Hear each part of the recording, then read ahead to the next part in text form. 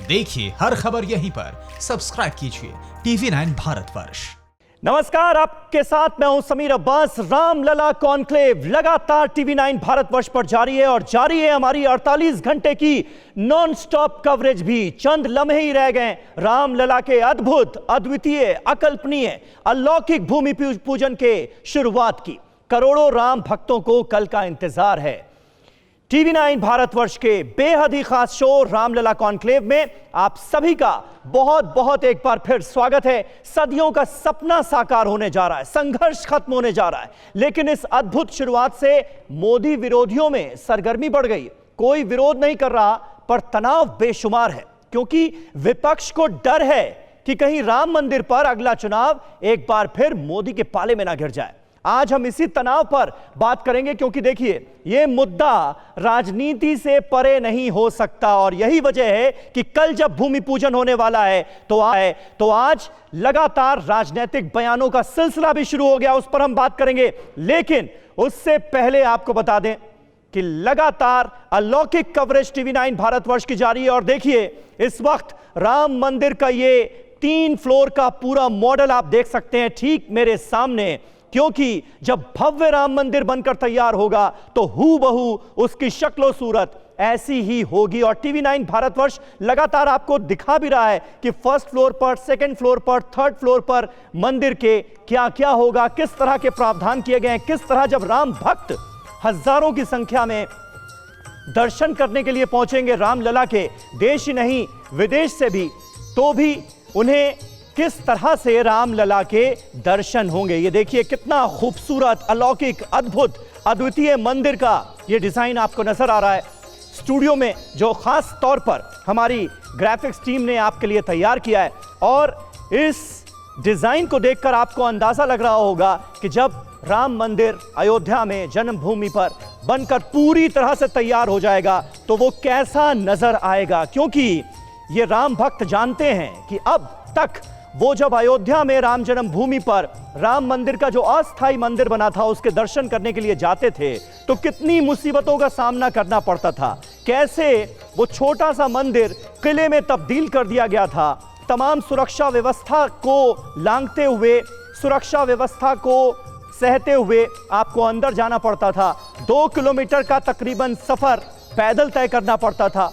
उन तमाम मुश्किलों का अब अंत होने जा रहा है और अब वो दिन दूर नहीं जब राम मंदिर के दर्शन के लिए भक्त अयोध्या पहुंचेंगे और उन्हें इस भव्य मंदिर दर्शन होंगे। तो चलिए कल की हम बात कर लेते हैं, क्योंकि कल की तारीख बहुत अहम है। 5 अगस्त, जब भूमि पूजन के लिए खुद प्रधानमंत्री नरेंद्र मोदी जन्मभूमि में मौजूद होंगे। ये देखिए भूमि पूजन के अतिथि कौन कौन हैं, ये हम आपको यहां पर बिग बॉल पर दिखाते हैं। प्रधानमंत्री नरेंद्र मोदी मुख्य अतिथि के तौर पर रहेंगे। इसके अलावा उत्तर प्रदेश की राज्यपाल आनंदीबेन पटेल मौजूद होंगी। ये वो चेहरे भी हैं जो खास 5 चेहरों में जिनकी गिनती की जा सकती है जो कि मंच पर रहेंगे, क्योंकि कोरोना काल है इसलिए बहुत तरह के एहतियात रखे गए हैं। CM योगी आदित्यनाथ वो तीसरा चेहरा होंगे। इसके अलावा RSS चीफ, RSS प्रमुख मोहन भागवत जो हैं वो भी मंच पर रहेंगे। तो मंच पर यह व्यवस्था की गई है कि 5 लोग ही रहेंगे। महंत नृत्य गोपाल दास जो कि ट्रस्ट के अध्यक्ष हैं वो रहेंगे। ये 5 लोग मंच पर रहेंगे और बाकी सारे 200 जो मेहमान बुलाए गए हैं उन्हें नीचे बैठाया जाएगा और उसके लिए भी अलग अलग व्यवस्था की गई है और 2 गज की दूरी एक कुर्सी से दूसरी कुर्सी में रखी गई है। तो एहतियात बढ़ता गया है। साध्वी रितंबरा भी होंगी जो कि राम मंदिर आंदोलन से जुड़ी रहीं। बाबा रामदेव, योग गुरु बाबा रामदेव को भी खास न्योता भेजा गया है। इसके अलावा यूपी के जो दोनों डेप्यूटी CMs हैं वो भी इस मौके का हिस्सा बनेंगे, डेप्यूटी CM केशव प्रसाद मौर्य। इसके अलावा जो डॉक्टर दिनेश शर्मा हैं डेप्यूटी CM यूपी के दूसरे, वो भी इस मौके पर मौजूद रहेंगे। इसके अलावा 200 लोगों को न्योता दिया गया, उसमें से अयोध्या के जो बीजेपी के ही सांसद हैं लल्लू सिंह, वो भी कल मौजूद रहेंगे, इस ऐतिहासिक मौके के गवाह बनेंगे। कोरोना पीरियड की वजह से बहुत कम लोगों को न्योता दिया गया है और बहुत ही खास ख्याल रखा जा रहा है, क्योंकि TV9 भारतवर्ष ने आपको पंडाल की वो तस्वीरें भी दिखाई जहां पर इस पूरे समारोह का आयोजन किया जाएगा। वहां पर हमने देखा कि 200 मेहमानों को 50-50 के ग्रुप्स में बांट दिया गया है और कुर्सियों के बीच अच्छी खासी दूरी रखी गई है। तो जो सारी व्यवस्थाएं हैं अयोध्या में वो भी आपको लगातार नजर आ रही हैं, लेकिन शुरुआत में ही हमने जिक्र किया था कि पॉलिटिक्स कैसे शुरू हो गई है इस मुद्दे को लेकर और कैसे आज भी यह मुद्दा अछूता नजर नहीं आ रहा है पॉलिटिक्स से। तो इस पर बात करने के लिए हमारे साथ कुछ खास मेहमानों का पैनल मौजूद है, उनसे आपका तारुफ करा दें। बीजेपी के प्रवक्ता संबित पात्रा इस वक्त हमारे साथ मौजूद हैं, बहुत बहुत स्वागत है आपका। घनश्याम तिवारी जी हमारे साथ मौजूद हैं, समाजवादी पार्टी के प्रवक्ता हैं, स्वागत है आपका। इसके अलावा एएसआई के पूर्व डीजी राकेश तिवारी साहब भी हमारे साथ इस वक्त जुड़ रहे हैं और स्वामी सर्वानंद सरस्वती आध्यात्मिक गुरु हैं, वो भी हमारे साथ मौजूद हैं। अयोध्या का भी हम रुख करेंगे जहां से सीनियर जर्नलिस्ट हर्षवर्धन त्रिपाठी साहब हमारे साथ मौजूद होंगे। तो सबसे पहले संबित, शुरुआत आपसे करता हूं और मुझे एक वाकया याद आता है। शुरुआत में मैं सोच रहा हूं कि उसका जिक्र कर दिया जाए। पिछले साल जब मैं खुद रामलला के दर्शन करने के लिए पहुंचा था, मुझे याद है सुप्रीम कोर्ट में यह मामला था और उस वक्त 2 किलोमीटर का वो रास्ता पैदल तय करने के बाद जब हम अंदर पहुंचे तो जो मुख्य पुजारी थे उन्होंने प्रसाद दिया। तो मैंने कहा कि भाई और अंदर आ सकता हूं क्या, दर्शन कर सकता हूं क्या नजदीक से जाकर?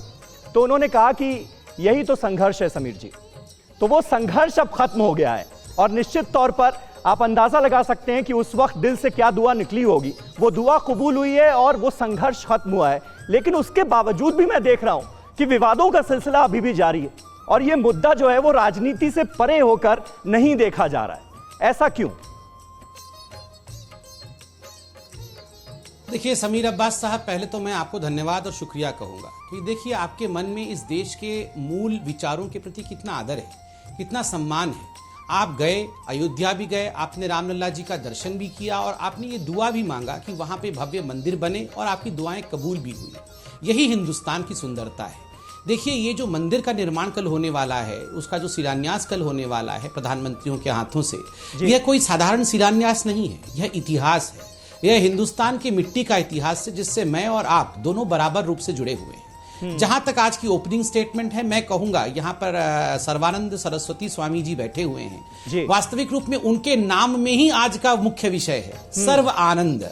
आज सभी के मन में आनंद का भाव हो और होना भी चाहिए और है भी, सर्वानंद। और दूसरा सरस्वती, सबके जिह्वा पे आज मां सरस्वती का निवास हो, ताकि किसी के मुख से भी ऐसे अपशब्द ना निकले जो कि राम के विरुद्ध हो और जो राम के नीति अर्थात पूरे हिंदुस्तान के माटी के सुगंध के विरुद्ध हो। इसलिए मैं चाहता हूं कि आज हम सब, चाहे हम किसी भी राजनीतिक दल के हों, अच्छी बातें करें। किंतु अब मैं अंत करता हूं एक किंतु के साथ। किंतु राजनीति तब भी थी और राजनीति अब भी है। बस फर्क सिर्फ इतना होता है कि आप किस ओर खड़े हैं। उस समय भी मंथरा थी, उस समय भी कैकेयी थी, उस समय भी रावण था और आज भी दिग्विजय सिंह है, आज भी सोनिया गांधी है और आज भी मोदी हैं, अमित शाह हैं। तो ये विपक्षी नेताओं की आप असुरों से तुलना कर देंगे इतने खूबसूरत मौके पर? नहीं, कैकेयी असुर नहीं थी, मंथरा असुर नहीं थी। किसने असुर कहा उनको? कैकेयी तो बहुत सम्मानित थी, किंतु गलतियां तो हुई। मंथरा तो असुर नहीं थी, मगर गलतियां तो हुई। तुलना की है बीजेपी के कई नेताओं ने। मैं राजनीति, जब कांग्रेस पार्टी के नेता ये बयान दे रहे हैं तो बीजेपी के नेता जो है वो असुरों से तुलना कर दे रहे हैं उनकी।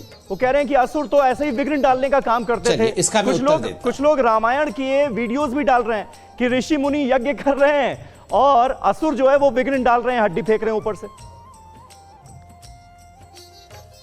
मैं इसका उत्तर देता हूं। कल किस संदर्भ में यह प्रश्न उठा और इसका उत्तर दिया गया? संदर्भ था कि कल दिग्विजय सिंह जी ने एक ट्वीट किया और ट्वीट करके कहा कि जिस काल में, जिस मुहूर्त में भगवान श्री राम के मंदिर का शिलान्यास प्रधानमंत्री करेंगे वो अमुहूर्त है, वो उचित मुहूर्त नहीं है। और उसी कारण से बीजेपी के नेता अमित शाह जी कोरोना पॉजिटिव हो गए। उसी कारण से उत्तर प्रदेश की एक नेत्री कमला जी, उनका देहांत तो हो गया और बाकी लोग भी पॉजिटिव हो गए हैं। तो ये अपने आप से, मैं तो स्पष्टतः कहता हूं, ये आसुरी प्रवृत्ति है। जो दूसरों के अहित के कारण, जो दूसरों की बीमारी के कारण आनंद अनुभव करता हो और उस पर राजनीति करने का प्रयास करता हो, उसको मनुष्य प्रवृत्ति नहीं कहा जा सकता है। उसे हमेशा ही, देखिए आदरणीय सोनिया जी भी अस्पताल में एडमिट थी, कल ही डिस्चार्ज हुई हैं। हम में से किसी व्यक्ति ने भी उनके बीमारी को लेकर तंज करने की कोशिश की। मुलायम जी भी हॉस्पिटल में है। हम में से किसी ने भी, हमने हमेशा चाहा कि मुलायम सिंह जी अच्छे होकर आए, बिल्कुल स्वस्थ होकर हमारे बीच में रहे। हम में से किसी ने भी उनके स्वास्थ्य को लेकर इस प्रकार की तंज और टिप्पणी नहीं की। और करना भी नहीं चाहिए, और करना भी नहीं चाहिए, और ये भारत की संस्कृति कभी रही भी नहीं है। ये आसुरी प्रवृत्ति है। जी, हमारे साथ घनश्याम तिवारी जी मौजूद हैं। घनश्याम जी, अब देखिए, पॉलिटिक्स से अलग ये मुद्दा आज भी नजर नहीं आ रहा है, ये मुझे कहना पड़ रहा है। और क्या इसकी वजह यह है कि भाई अब नरेंद्र मोदी वहां पर पहुंच रहे हैं, यूपी के सीएम योगी आदित्यनाथ वहां पहुंच रहे हैं, अब उनके आगे उनके हाथों से अगर मंदिर बनाए जाने का शुभारंभ होगा तो हिंदू वोट बैंक आप लोगों का खतरे में पड़ जाएगा। ये कांग्रेस पार्टी की, समाजवादी पार्टी की ये चिंता है क्या? देखिए, सबसे पहले तो मैं आपको और आपके चैनल से जुड़े सभी दर्शकों को जय श्री राम और राम मंदिर के इस पावन कार्य के लिए शुभकामनाएं देता हूं। जहां तक पॉलिटिक्स की बात है, हमने शुरू से कहा है कि ये भारत के लोकतंत्र की मजबूती है, हमारे न्यायालय की मजबूती है कि सर्वसम्मति से एक पावन कार्य हो रहा है, हम उसमें राजनीति नहीं देखते। आपने बात मंथरा की आपने कहा कि संबित पात्रा जी अभी बता रही किस तरीके से स्वास्थ्य के मामले में किसी को टीका टिप्पणी नहीं करनी चाहिए। जब अनेक नेता इलाज करा रहे थे, भारतीय जनता पार्टी के तमाम लोग टीका टिप्पणी करते हैं। मैं उसके उदाहरण दे सकता हूं, आज नहीं दूंगा। जहां तक मंथरा की बात है, तुलसीदास जी की चौपाई का दोहा है, नाम मंथरा मंदमती चेरी कैकेयी केरी, अजस पिटारी ताही करी, गई गिरा मति फेरी। तो ये मति फेरने वाले देश में बहुत सारे लोग हैं जो जनता की मति फेरना चाहते हैं धर्म के नाम पर। जो कैकेयी कह रही, क्यों कहा गया, मंथरा ने कहा, वो मति फेरने का काम था। मैं ये मति नहीं फेरना चाहता। हमारी सोच बिल्कुल स्पष्ट है। ये पावन कार्य बिना किसी विघ्न के होना चाहिए। और जहां तक राजधर्म की बात है, इस देश में राजधर्म इस समय ये है कि देश की सीमाओं को चीन से प्रोटेक्ट किया जाए। जो भारतीय जनता पार्टी ने राजधर्म नहीं निभाया है, आज तक नहीं निभाया, आज तक झूठ बोल रहे हैं। पावन कार्य यह है कि आज देश में, जब दुनिया में सबसे ज्यादा कोरोना केसेस भारत में प्रतिदिन हो रहे हैं, सबसे ज्यादा मृत्यु भारत में प्रतिदिन हो रही है। लेकिन घनश्याम जी, इन चीजों का लिंक कैसे है, ये तो बताइए ना हमारे दर्शकों को। आप जो बातें कह रहे हैं वो निश्चित तौर पर बहुत अहम है, और टीवी 9 भारतवर्ष जरा हमेशा जोर शोर से ऐसे मुद्दों को उठाता आया और आगे भी उठाएगा। मैं मानता हूं, लेकिन आज के इस आयोजन से, कल के इस आयोजन से इन बातों का क्या लिंक है? लिंक ये है, मैं बताता हूं, लिंक ये है कि जिस आयोजन की धूमधाम मीडिया 2-3 हफ्तों से मना रहा है, क्या इस देश में इस आयोजन और सुशांत सिंह की दुखद घटना के अलावा क्या इस देश को ये जानने का अधिकार नहीं है कि आज भारत कहां खड़ा है? कि देश दुनिया में सबसे अधिक कोरोना की मृत्यु भारत में हो रही है, दुनिया में सर्वाधिक केसेस हो रहे हैं, उत्तर प्रदेश में व्यवस्थाएं नहीं है, हमारे 1 करोड़ लोग आसाम से लेकर बिहार से लेकर उत्तर प्रदेश तक बाढ़ के प्रकोप को झेल रहे हैं। इस देश की मीडिया अगर दिन भर सुशांत सिंह दिखाएगी और दिन भर 3 हफ्ते से कहेगी कि ये कार्यक्रम घनश्याम जी, दिखाया सब कुछ जा रहा है। सुशांत सिंह राजपूत के मुद्दे को भी हमने जोर शोर से उठाया। कोरोना को लेकर टीवी 9 भारतवर्ष की कवरेज सबसे ज्यादा शानदार रही। बाढ़ को लेकर लगातार हमारे रिपोर्टर्स चप्पे पर मौजूद हैं, वहां से ग्राउंड रिपोर्ट्स भेज रहे हैं। मैं ये कह रहा हूं घनश्याम जी, लेकिन इन खबरों के आगे क्या करोड़ों राम भक्तों की आस्था को दबा देना चाहिए? राम मंदिर का अगर भूमि पूजन हो रहा है तो उसकी कवरेज नहीं होनी चाहिए, ये आप कह रहे हैं? मुझे 30 सेकंड दीजिए। मैं सवाल धूमधाम से, कोरोना में जहां 50,000 केसेस हैं, आप धूमधाम कैसे मना सकते हैं? 1 करोड़ लोग बाढ़ के प्रकोप से हैं, आप कह रहे हैं हम धूमधाम से दिखाएंगे। हम धूमधाम से दिखा रहे हैं कि भूमि पूजन हो रहा है, पूरा देश एकजुट है। लेकिन देश उनके साथ भी एकजुट है जिन 20 सैनिकों ने सीमा पर जान गंवाई, देश उनके तो साथ भी एकजुट आप घनश्याम जी ये कह रहे हैं कि इतने धूमधाम से भूमि पूजन कार्यक्रम नहीं होना चाहिए, यही कह रहे हैं ना? मैं ये कह रहा हूं कि इस देश में जितनी जिम्मेदारी सरकार की है, इन विषयों के प्रति सरकार ने वो जिम्मेदारी नहीं निभाई है, और इसकी आलोचना मीडिया को करनी चाहिए, जो मीडिया नहीं कर रहा है। ठीक है, स्वामी सर्वानंद जी के पास मैं जाऊं, लेकिन संबित अब जवाब दे दीजिए इस पर। वो कह रहे हैं इतनी धूमधाम से आयोजन नहीं होना चाहिए इस वक्त, और ऐसी तमाम चीजें सरकार के सामने हैं जिन पर तवज्जो देने की जरूरत है, वो नहीं दिया जा रहा। सरकार अपनी जिम्मेदारियों में जो शांत हो जाएं जरा, उसके बाद में बोलूंगा, दे रही है, जो सरकार को अपनी जिम्मेदारियां जो निभानी चाहिए वो नहीं दिखाई दे रही है। ठीक है घनश्याम जी, समझ में आ गया जी, नहीं कर रहा है जी संबित। घनश्याम जी को बड़े ध्यान से मैंने सुना। उनका कहने का तात्पर्य है कि गलती मीडिया की है, आप लोग ये राम मंदिर का डिबेट क्यों कर रहे हैं? आप लोग सुशांत सिंह राजपूत की डिबेट क्यों कर रहे हैं? आपको ये इतना धूमधाम से डिबेट नहीं करना चाहिए। मैं बड़े आदर के साथ तिवारी जी को कहना चाहूंगा, तिवारी जी आप डिबेट में पार्टिसिपेट ही क्यों कर रहे हैं? आपको लगता है कि ये डिबेट बेमानी है, ये डिबेट्स नहीं होने चाहिए, तो पार्टिसिपेट मत करिए। आपके पार्टी को मना करना चाहिए कि हम प्रवक्ता नहीं भेजेंगे क्योंकि अभी कोरोना पे डिबेट होना चाहिए, तो नहीं आना चाहिए था। नंबर 1। नंबर 2, यहां स्पष्ट रूप से मैं भारतीय जनता पार्टी का प्रवक्ता कहता हूं, भगवान राम के ऊपर भी डिबेट होना चाहिए मंदिर को लेकर, और सुशांत सिंह राजपूत के ऊपर डिबेट जरूर होना चाहिए। देखिए, सुशांत सिंह राजपूत का केस, दिव्या सालियान का केस, ये मनुष्य के जीवन के अधिकार के केस हैं। समाजवादी पार्टी कौन होती है क्लीन चिट देने का? ये आप अंडरवर्ल्ड को क्लीन चिट देंगे, आप मर्डरर्स को क्लीन चिट देंगे, आप कहेंगे कि नहीं ये तो सुसाइड था, इसमें कोई गड़बड़ नहीं है। आप कौन हैं? खबर को और सुशांत सिंह राजपूत के जो करोड़ों फैंस हैं इस देश के अंदर, उनकी आवाज को लगातार हम दिखा रहे हैं और आगे भी दिखाएंगे। लेकिन हमारे साथ स्वामी सर्वानंद जी मौजूद हैं। स्वामी जी, मैं आपसे यहां पर यह जानना चाहूंगा, राजनीति तो होती रहेगी और आगे भी होती रहेगी, ऐसा साफ तौर पर लगता है, लेकिन जो मुहूर्त के वक्त पर सवाल उठाया जा रहा है और उसमें हमने देखा शंकराचार्य स्वरूपानंद सरस्वती, उनके भक्त जो हैं अभी मुक्तेश्वरानंद स्वामी, वो भी ये कह रहे हैं कि भाई मुहूर्त का वक्त ठीक नहीं है। दूसरी तरफ से ये दलील दी जा रही है कि भाई देखिए, शुरुआत तो गणेश पूजन की कल ही हो गई शुभ मुहूर्त में। असलियत है क्या सर? ये कोई मुद्दा है भी क्या? देखिए समीर जी, सबसे बड़ी बात यह है कि इतना जो प्रभु का चरित्र है, मर्यादा पुरुषोत्तम श्री राम जी, जन जन मानस के राम, सभी के अंदर प्रेम प्रवाह आनंद, जिन्होंने बचपन से लेकर के अपने जीवन के अंत काल तक मर्यादा का पालन किया हो, ऐसे मर्यादा पुरुषोत्तम राम के जीवन काल को अगर चिन्हित करते हुए उनका इतना भव्य मंदिर बनाया जा रहा है, तो ये केवल भारतवर्ष का ही गौरव नहीं है बल्कि आर्यावर्त का गौरव है। और आर्यावर्त में रहने वाले जनमानस सभी गौरवान्वित होंगे कि भगवान प्रभु के राम पर चलने के लिए आज का युवक भी उनके चरित्र को लेकर के, उनके जीवन को लेकर के 100% नहीं चलेगा तो कम से कम 80% तो अपने आचरण में लाएगा। ये राम का आदर्श, राम का चरित्र का मंदिर बन रहा है जी। और ये सबका मंदिर बन रहा है, मन मानस का मंदिर बन रहा है। मानस माने जिसके हृदय को पवित्र कर दे, ऐसे मंदिर के लिए मुहूर्त की कोई आवश्यकता नहीं है। मुहूर्त वो होता है जहां अच्छा कार्य हो रहा है, वो मुहूर्त है।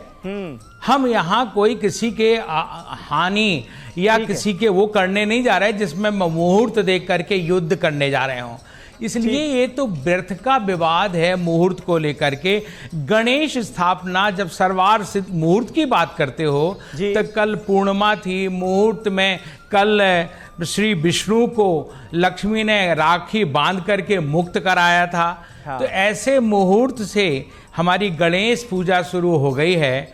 तो भगवान जहां बिल्कुल, यानी मुहूर्त को लेकर जो सवाल उठाया जा रहा है वो बेमानी है, उसके कोई मायने नहीं है। बने रहें आप हमारे साथ स्वामी जी। इस बीच एक अहम खबर अपने दर्शकों को बता दें, क्योंकि पॉलिटिक्स का हम जिक्र कर रहे थे और राजनीति से ही जुड़ी हुई ये खबर है। बीजेपी के राम पर कांग्रेस की काट के तौर पर इसे आप मान सकते हैं। कांग्रेस चांदी की 11 ईंटें अयोध्या भेजेगी। भूमि पूजन के दिन को ऐतिहासिक दिन करार दिया है मध्य प्रदेश के पूर्व मुख्यमंत्री कमलनाथ ने। और हनुमान भक्त खुद को कमलनाथ कहते हैं, और हनुमान भक्त कमलनाथ का ये बड़ा ऐलान जो है वो इस वक्त की बड़ी खबर है कि 11 चांदी की ईंटें भेंट की जाएंगी। और आज देखिए ये तस्वीरें भी सामने आई कमलनाथ की, जिसमें वो हनुमान चालीसा गाते हुए नजर आए। तो ये तस्वीरें आप देख सकते हैं। मध्य प्रदेश के पूर्व मुख्यमंत्री कमलनाथ भूमि पूजन को यानी कल के दिन को ऐतिहासिक दिन करार दे रहे हैं और उन्होंने ऐलान किया है कि कांग्रेस की तरफ से चांदी की 11 ईंटें अयोध्या भेजी जाएंगी, पार्टी की तरफ से, कांग्रेस पार्टी की तरफ से। तो भले ही अब तक कांग्रेस पार्टी खुलकर राम मंदिर पर कुछ ना बोलती हो, लेकिन अब कमलनाथ भूमि पूजन के दिन को ऐतिहासिक करार दे रहे हैं और कांग्रेस के सदस्यों ने जो 11 ईंटें खरीदी हैं उन्हें अयोध्या भेजने की बात कर रहे हैं। हम 11 चांदी के ईंट अयोध्या भेज रहे हैं मध्य प्रदेश की जनता की ओर से। ये 11 चांदी की ईंट हमारे कांग्रेस परिवार के सदस्यों ने दान देकर खरीदे। ऐतिहासिक दिन है, जिस दिन की इंतजार पूरे देश को थी। तो देखिए, कमलनाथ को आप सुन रहे थे और डॉक्टर संबित पात्रा हमारे साथ मौजूद हैं। संबित, कमलनाथ कह रहे हैं कि 11 चांदी की ईंटें कांग्रेस पार्टी की तरफ से देखिए अयोध्या भेजी जाएंगी। और जो हम क्रेडिट लेने का बात का जिक्र हम कर रहे थे थोड़ी देर पहले, यहां पर हमने दिखाया नहीं, लेकिन कमलनाथ ने एक बात और कही है कि भाई राजीव गांधी ने अगर ताला नहीं खुलवाया होता तो फिर मंदिर कथा तो शुरू ही नहीं हो पाती। ये कथा ही सारी शुरू जो हुई है वो कांग्रेस की वजह से हुई है। देखिए, पहले तो मैं कहना चाहूंगा कि चलिए अच्छी बात है 11 ईंट भिजवा रहे हैं जी, मगर ये ईंट भिजवाते भिजवाते बहुत देर कर दी। बहुत ईंट खाने के बाद, जब इनके ऊपर जिस प्रकार की टिप्पणी कांग्रेस पार्टी ने की, बहुत ईंट खाने के बाद आज ईंट भेजने की बात कर रहे हैं। और दूसरी बात है, कांग्रेस पार्टी का हश्र ये होगा कि दोनों नाव में पैर रखते रखते आप देख लीजिएगा, न ये इस किनारे के होंगे न वो उस किनारे के होंगे, ये बीच सरयू में ही डूबेंगे। बीच सरयू में ही इनकी समाधि होगी कांग्रेस पार्टी की। ना ये हिंदू बन पाएंगे ना ये मुस्लिम बन पाएंगे, ये फैंसी ड्रेस कंपटीशन में ही भाग लेते रहेंगे। ये वही कांग्रेस पार्टी है जिसने एफिडेविट देकर कहा था कि राम भगवान तो काल्पनिक है, उनका एग्जिस्टेंस नहीं है, राम केवल एक ऐतिहासिक चरित्र है, वो भगवान पुरुष है। किसने कहा? यही कांग्रेस पार्टी है जिसके मणिशंकर अय्यर जी ने थोड़े दिन पहले कहा था कि दशरथ के महल में कितने कमरे थे और कौन से कमरे में भगवान राम का जन्म हुआ था। ये वही कांग्रेस पार्टी है जिसके भूमि पूजन से पहले सारे कंफ्यूजन दूर हो गए क्या कांग्रेस पार्टी के, या अभी भी कंफ्यूज्ड हैं? ना मैं आपको कांग्रेस का चरित्र बताता हूं, 2 लाइन सुनिए। राम तुम्हारे युग का रावण अच्छा था, राम तुम्हारे युग का रावण अच्छा था, 10 के 10 चेहरे सब बाहर रखता था। कम से कम वो जो रावण था ना, उसके 10 के 10 चेहरे बाहर थे, आप देखते थे, जान जाते थे, अरे ये तो रावण है, सारी बुराइयां इसमें हैं। मगर आज आप देखिए परिस्थिति, मैं आपको उदाहरण देता हूं। उसी मध्य प्रदेश में कमलनाथ और दिग्विजय सिंह दोनों घनिष्ठ बंधु हैं, ये मित्र हैं, भाई हैं। दोनों के कदमों को देखिए, एक राम जी के विरोध में बोलेगा और एक ईंट भेजेगा। मतलब ये बैलेंस करके, ये एक पांव इस नाव में एक पांव उस नाव में। नहीं, और दिग्विजय सिंह ने तो मुहूर्त पर भी सवाल उठाए। मेरे पास कुछ और अहम इंफॉर्मेशन आ रही हैं, मैं चाहूंगा संबित वो बिग वॉल पर अपने दर्शकों के सामने रखी जाएं। और जिस कंफ्यूजन का आप जिक्र कर रहे थे, निश्चित तौर पर वो दिग्विजय सिंह और कमलनाथ के बयानों में नजर आती है और कांग्रेस पार्टी के नेताओं का ही अलग अलग रुख नजर आता है। अब इस कंफ्यूजन को जितनी जल्दी दूर कर लिया जाए उतना अच्छा है कांग्रेस पार्टी के लिए। बहरहाल हम आपको यह बता रहे हैं कि दिल खोलकर रामलला को दान पहुंचना शुरू हो गया है। सबसे बड़ा दान 2 करोड़ रुपए का पटना के हनुमान मंदिर से आया है। पटना के हनुमान मंदिर ने 2 करोड़ रुपए का दान किया है और 5 महीने में 5 करोड़ रुपए, सिर्फ 5 महीने में देखिए 5 करोड़ रुपए दान पहुंच गया है। पहले से जमा है 10 करोड़ रुपए और अब 5 करोड़ रुपए और आ गए, यानी 15 करोड़ हो गए। अब देखिए, जो मोरारी बापू हैं, जो प्रवचन देते हैं, राम कथा सुनाते हैं, 18 करोड़ रुपए उनकी अपील के बाद पहुंचे हैं। तो राम भक्त जो हैं वो खुलकर दान कर रहे हैं राम मंदिर के लिए। अब तक कुल 33 करोड़ रुपए की रकम पहुंच चुकी है भव्य राम मंदिर के निर्माण के लिए। तो दिल खोलकर रामलला के मंदिर के लिए दान कर रहे हैं राम भक्त, ये अहम जानकारी। अब एक और अहम बात, मंदिर के लिए दान और इसके लिए चलेगा अभियान। राम मंदिर ट्रस्ट इसके लिए बाकायदा विज्ञापन भी देने वाला है। तो जिस ट्रस्ट के कंधों पर जिम्मेदारी है राम मंदिर के निर्माण की, उसकी तरफ से भी विज्ञापन दिया जाएगा और सोशल मीडिया साइट्स पर भी कैंपेन इसके लिए चलाया जाएगा कि ज्यादा से ज्यादा राम भक्त जो हैं वो आगे आकर दान करें और इस पुण्य काम में शिरकत करें। गांव-गांव, घर-घर जाएंगे ट्रस्ट के लोग। देखिए, यह भी तय किया गया है और यह माना जा रहा है कि कुछ साल का वक्त लगेगा मंदिर निर्माण में। ट्रस्ट इसकी तरफ से भी, ट्रस्ट जो है वो जानकारी देगा कि आखिर कितना वक्त लगेगा। हर राम भक्त से सेवा का अनुरोध भी किया जाएगा कि अगर किसी राम भक्त के लिए यह मुमकिन है कि वो खुद अयोध्या में राम जन्मभूमि पर पहुंचकर इसके लिए सेवा कर पाएं। बड़े बिजनेसमैन और नेताओं से भी दान की अपील की जाएगी ट्रस्ट की तरफ से, ताकि भव्य राम मंदिर का निर्माण किया जाए। और यह मंदिर होगा कैसे, इसके दिव्य दर्शन लगातार TV9 भारतवर्ष आपको करा रहा है। और अब हम चाहेंगे कि हमारे दर्शक ये भी देख लें कि जब भव्य राम मंदिर बनकर तैयार होगा तो उसकी सूरत कैसी होगी। और दूसरा फ्लोर जो है, क्योंकि थोड़ी देर पहले हमने आपको फर्स्ट फ्लोर की जानकारी दी थी, दूसरा फ्लोर मंदिर का कैसा होगा ये बता रही है मेरी सहयोगी पल्लवी। पल्लवी के पास चलते हैं। ये होगा राम मंदिर का खूबसूरत दरबार। तो इस दरबार में पुरुषोत्तम राम है, माँ सीता है, लक्ष्मण है, मंत्री खड़े हैं क्योंकि शासन किया करते थे श्री राम यहाँ से। तो जैसा कि आप देख सकते हैं पूरा मंदिर परिसर दिखा रहे हैं। इसी तरह के स्तंभ होंगे, गलियारा होगा, भक्तों के बैठने की जगह होगी। और जब लोग राम दरबार के सामने आएंगे तो कुछ इसी तरह से दिखेगा राम दरबार। देखिए कितना भव्य नजारा होगा। पुरुषोत्तम राम होंगे जैसा तस्वीर में आप देख रहे हैं, माँ सीता होगी, लक्ष्मण जी होंगे, हनुमान जी को कैसे भूल सकते हैं, परम राम भक्त श्री हनुमान होंगे। क्या आप जानते हैं ये राम मंदिर कितना भव्य है? इसमें मंदिर की नींव में रखे जाने वाले कलश में तीर्थ नगरी उज्जैन ओंकारेश्वर की मिट्टी और नर्मदा शिप्रा नदी का पवित्र जल भी होगा। भगवान राम के मंदिर निर्माण के लिए देश भर के प्रसिद्ध धार्मिक स्थलों से पवित्र मिट्टी भेजी जा रही है।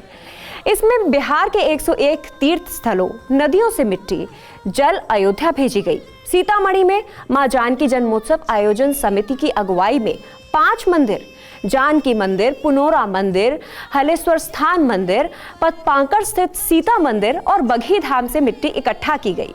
राम मंदिर परिसर में भी 2 परिक्रमा केंद्र बनाए जाएंगे। जी हाँ, पहली परिक्रमा गर्भगृह की होगी और दूसरी परिक्रमा राम मंदिर की होगी।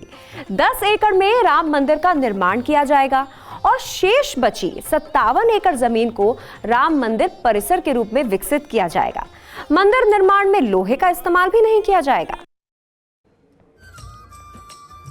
ये आपने देखा कि द्वितीय तल जो है राम मंदिर का वो कैसा नजर आएगा, कितना भव्य, कितना दिव्य नजर आएगा। अयोध्या का ही रुख करते हैं। हर्षवर्धन त्रिपाठी साहब हमारे साथ जुड़ गए हैं क्योंकि बात राजनीति की हो रही है और राजनीति पर बड़ी पैनी नजर रहती है त्रिपाठी जी की। त्रिपाठी जी, अब ये जिस तरह के बयान कांग्रेस पार्टी की तरफ से आ रहे हैं, कमलनाथ कह रहे हैं कि भाई कांग्रेस पार्टी की तरफ से 11 ईंटें भेजी जाएंगी। प्रियंका गांधी का बयान आया जिसमें वो भूमि पूजन को कह रही हैं कि राष्ट्रीय एकता पर्व के तौर पर देखा जाए।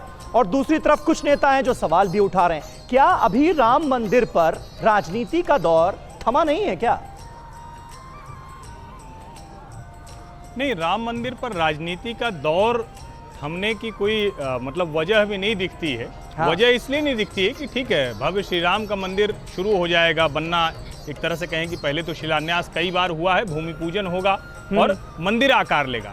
लेकिन उत्तर प्रदेश की राजनीति में जो भी संभावनाएं तलाशता है तो उसको ये लगता है कि शायद इस नाम से जो राजनीतिक वैतरणी है वो पार की जा सके। अब इसमें लेकिन 2-3 महत्वपूर्ण चीजें हैं जी। राष्ट्रीय स्वयंसेवक संघ और विश्व हिंदू परिषद ने बिना कई बार, जिसको कहते हैं ना कि इनकी सरकारें चली गई भारतीय जनता पार्टी की, इतने लंबे आंदोलन के बाद, इतने बड़े आंदोलन के बाद भारतीय जनता पार्टी की सरकार नहीं आई, लेकिन उसके बावजूद जब एक बार पालमपुर अधिवेशन में तय किया और जब एक बार राष्ट्रीय स्वयंसेवक संघ और विश्व हिंदू परिषद ने तय किया तो वो उससे पीछे नहीं हटे।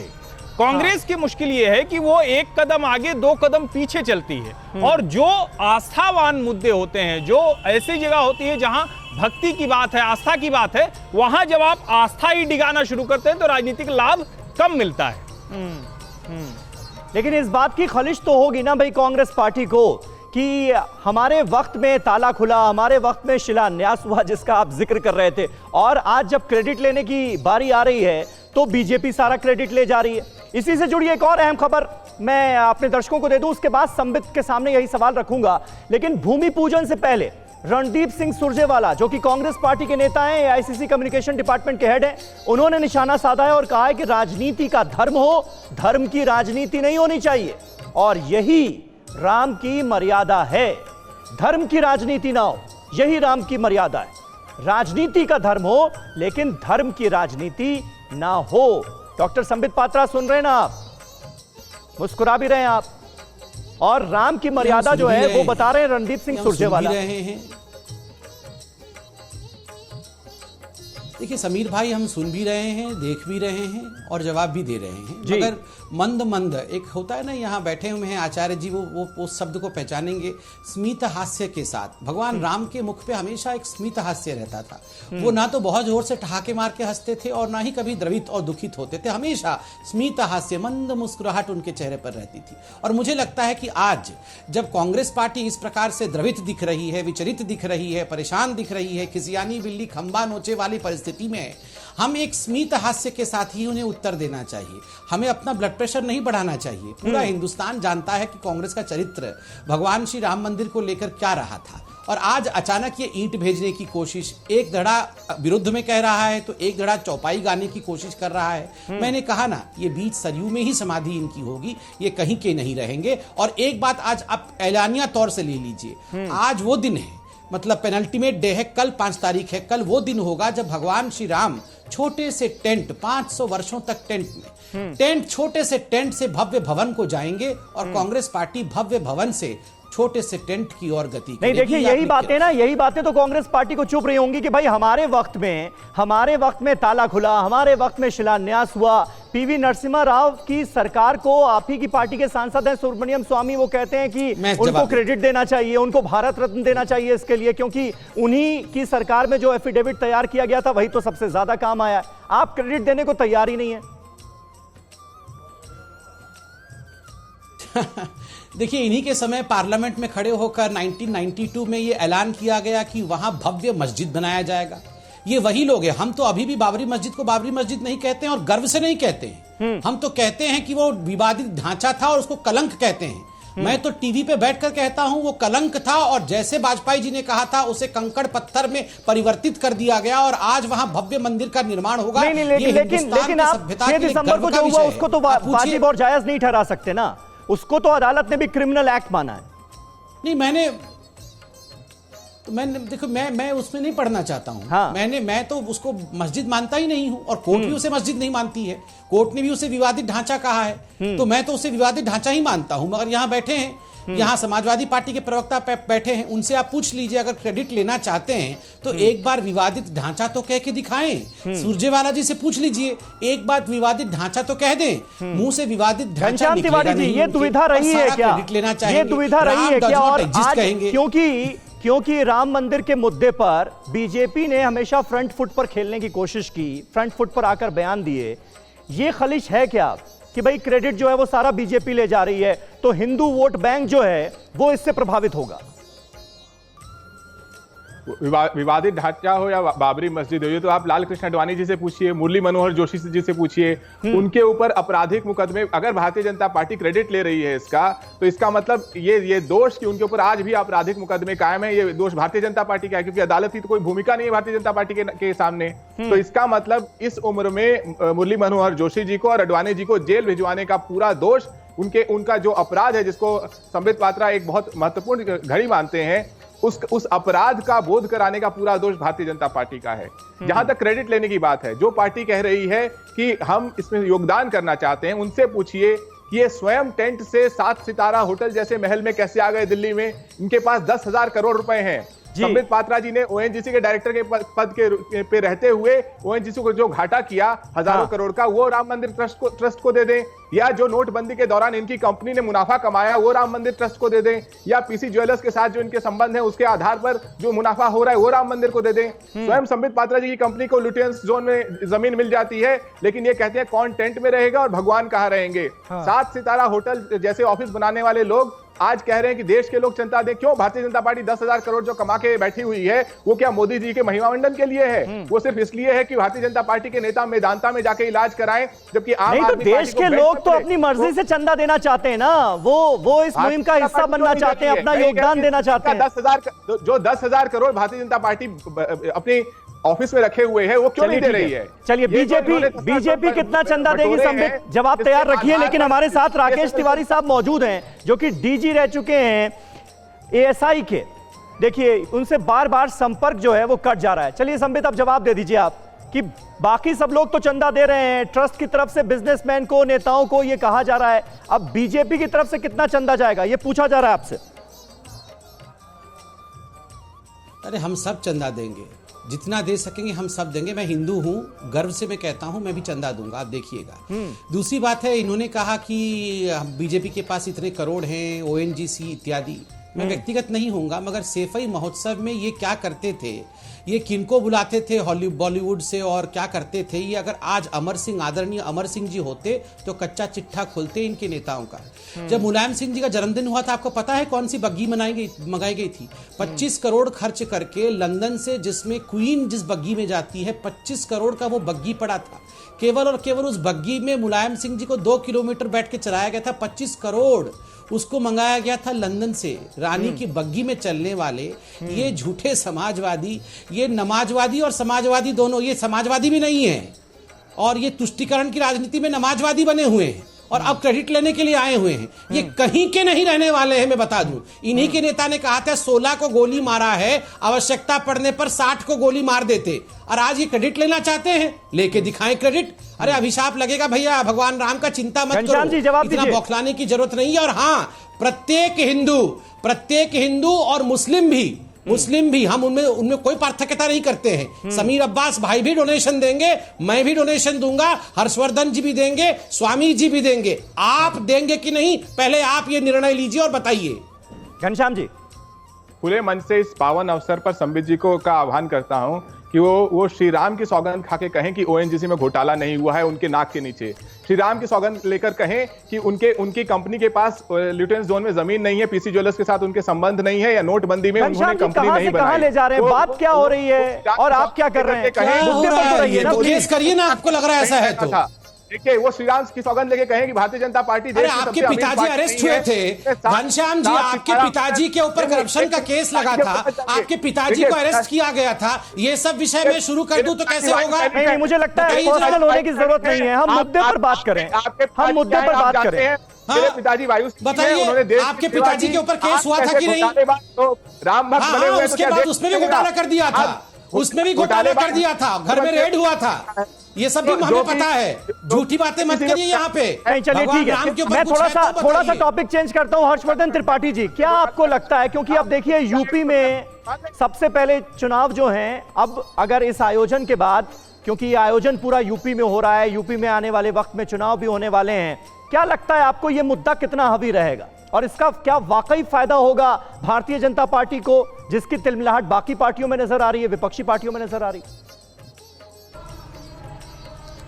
देखिए समीर, इसमें अगर हम राजनीतिक श्रेय लेने की इस पूरी होड़ को किनारे भी रख दें जी, तो मैं चूंकि खुद यहीं का हूं, मैं मूलतः मेरा गांव ही प्रतापगढ़ है, मैं अवध का वासी हूं, प्रयागराज में रहता हूं। मैं अलग अलग जगहों पर, जैसे पिछले वर्ष का कुंभ अगर हम देख लें, फिर काशी में जो बाबा विश्वनाथ का कॉरिडोर बन रहा है उसको हम देख लें, फिर मथुरा में जो होली को लेकर उत्तर प्रदेश की सरकार कर रही है वो हम देख लें, और अब हम दीपावली से लेकर भव्य श्री राम मंदिर के अगल बगल, उसके साथ साथ जो अयोध्या के विकास का ढांचा तैयार हो रहा है, तो निश्चित तौर पर उत्तर प्रदेश के 2022 के चुनाव में आस्थावान हिंदू के साथ साथ उत्तर प्रदेश का हर वो व्यक्ति जो विकास होते हुए देख रहा है, जो अपनी उस सांस्कृतिक विरासत के साथ आगे बढ़ते हुए देख रहा है, वो निश्चित तौर पर उसके ऊपर इसका प्रभाव होगा। और शायद इसीलिए राजनीतिक पार्टियां इसको भावनात्मक मुद्दे की तरफ ले जाने की कोशिश कर रही हैं, लेकिन वो भी आधे अधूरे मन से। ठीक है, ठीक है। राकेश तिवारी साहब हमारे साथ जुड़ गए। तिवारी जी, बार बार आपसे संपर्क कट जा रहा है, अब आपसे संपर्क जुड़ा है तो जल्दी से बता दीजिए कि इस मकाम तक पहुंचने में, क्योंकि सालों तक ये केस जो है वो अदालत की चौखटों पर पहुंचा और वहां से निपटारा हुआ देश की सबसे बड़ी अदालत से, उसके बाद ये दिन आया है, कल का दिन 5 अगस्त का, भूमि पूजन का। एएसआई का कितना बड़ा रोल रहा और जो अहम चीजें मिली राम जन्मभूमि से, उसका कितना योगदान रहा? देखिए, 2 स्तरों पर पुरातत्व विभाग का संबंध जी।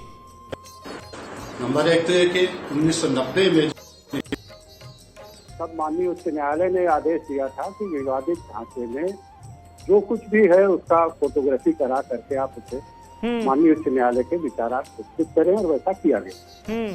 1990 के बाद 1992 के बीच में भी जितना समतलीकरण में या अन्य गतिविधियों में जो अवशेष सामने आते रहे, उनका डॉक्यूमेंटेशन करके भी माननीय उच्च न्यायालय में प्रस्तुत किया गया जी।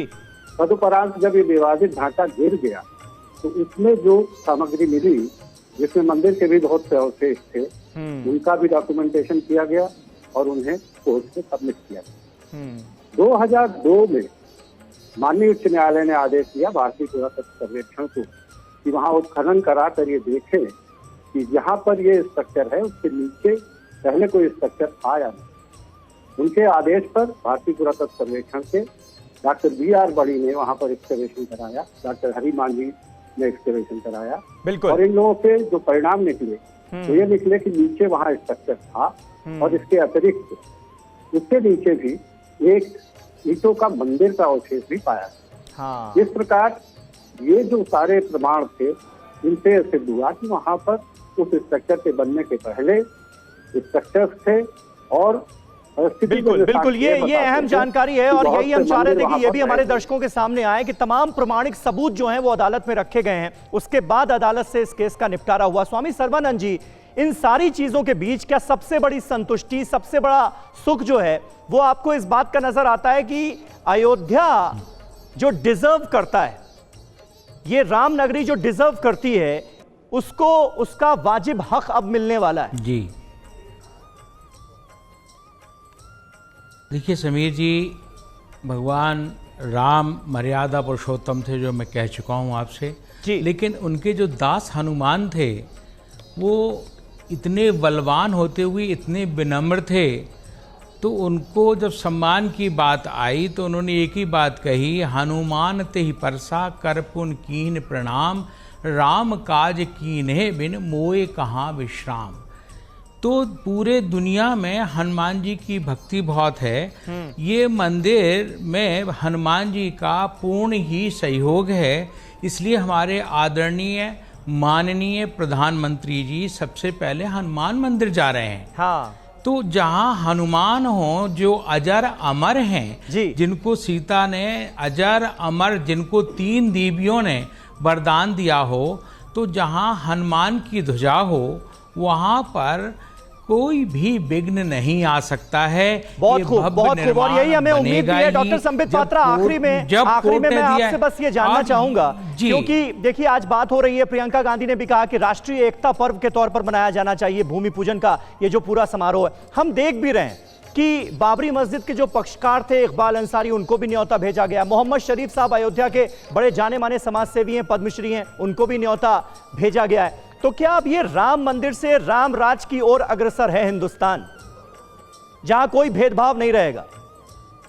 देखिए जहां तक राम राज्य का सवाल है, राम राज्य का जो परिकल्पना था वो परिकल्पना पहले महात्मा गांधी ने की थी, और स्वाभाविक रूप से ये परिकल्पना भारत के मूल भाव को ध्यान में रखते हुए केंद्र में रख के महात्मा गांधी ने की थी। और गांव को किस प्रकार गांव को सुदृढ़ बनाया जा सके, स्वदेशी को आगे बढ़ाया जा सके, देश को आत्मनिर्भर बनाया जा सके, ये महात्मा गांधी की कल्पना थी। तो स्वाभाविक है ये जो शिलान्यास हो रहा है, ये जो भूमि पूजन हो रही है भगवान श्री राम मंदिर के, भव्य राम मंदिर के लिए, ये केवल राम मंदिर का नहीं, यह जागृति है हिंदुस्तान के मिट्टी की, आत्मनिर्भर भारत की, और हां राम राज्य की, जिसमें किसी प्रकार की दुर्भावना ना हो। इसीलिए मैंने शुरू में कहा है कि यहां हम बैठे हुए हैं, सर्वानंद सरस्वती जी, सर्व आनंद हो और सरस्वती हम सबके जिह्वा में विचार करे, वहां बैठे, यही हम सबकी इच्छा है। हम अच्छा अच्छा बोले, अच्छा अच्छा सोचे। बिल्कुल। चलिए इसी नोट के साथ इस डिबेट को यहीं खत्म करेंगे। बहुत बहुत शुक्रिया घनश्याम तिवारी जी आपका भी, त्रिपाठी जी हमारे साथ अयोध्या से जुड़े थे। स्वामी सर्वानंद आपका भी बहुत बहुत शुक्रिया। और आपको बता दें, रामलला कॉन्क्लेव लगातार TV9 भारतवर्ष पर जारी है। 48 घंटे की नॉन स्टॉप महा कवरेज आप देख रहे हैं, और अयोध्या से पल पल की अपडेट आज दिन भर भी आपको मिलती रहेगी। और कल तो भूमि पूजन का ऐतिहासिक कार्यक्रम ही है। TV9 नेटवर्क 5 भाषाएं, हिंदी, तेलुगु, कन्नड़ा, मराठी और गुजराती, 48 करोड़ इंप्रेशंस, देश का number 1 news network TV9 network.